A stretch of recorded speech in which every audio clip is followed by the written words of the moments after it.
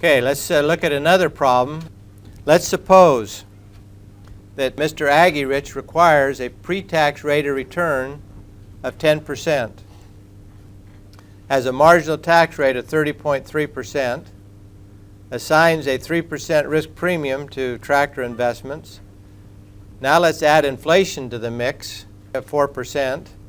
Also suppose that Mr. Aggierich has already done the heavy work for you and has already calculated the net present value of this new tractor to be a negative $45,000, again omitting the revenues, and assuming that he's going to keep that tractor for 10 years.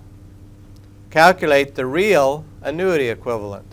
Reaching back in our memory banks, remember how to calculate real rates? Well, first of all, we have to calculate the nominal rate. We want to know the discount rate. Remember that we take the required rate plus the risk premium, or we can just collapse those and say that this farmer requires a risk-adjusted pre-tax rate of 13%. And we multiply that by 1 minus the tax rate, and we come up with 0.09061. Then how do we calculate the real discount rate? In that case, if you remember back when we talked about inflation, the real rate is 1 plus the nominal rate divided by 1 plus the inflation rate minus 1, and it comes out to be 4.8663%. Now let's calculate the real annuity equivalent. Notice that it's structured the same. We have the net present value. We're trying to calculate the annuity, but in this case we're using the real rate. 10N, only in this case the rate, you can see is that we're not using the nominal rate, we're using the real rate, so we can calculate the real annuity equivalent. The net present value is a minus 45,000, zero out the future value, compute the annuity equivalent, and it comes out to be at $5,789.90.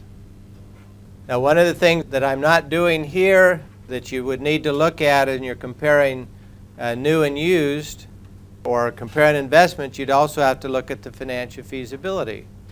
For example, why might somebody buy a used car versus a brand new $30,000 Tundra? May not be able to come up with the down payment or the cash flows associated with the new one, even though it may in the long run be better. Although here's an interesting wrinkle for some of you that I discovered way back when I was looking to finance a car for my children. Now I pay cash for them, but back in the day when I needed to borrow or was looking into it, it was an interesting thing I discovered is that the monthly payment on a new car usually was lower than the monthly payment on a used car. Why? The number of years. You can finance a new truck for 5 years, whereas a used one they may only finance over 2 years. It still may be better to do the new one, as we just showed, and sometimes it turns out better. Sometimes on a cash flow basis, you may be better off on the new one because it's got a lower zero down. They'd like to take it off the lot and give you a 5-year loan. Your loan payment on the new one may be lower. Point is that financial feasibility is an important part to look at, and you have the tools to do that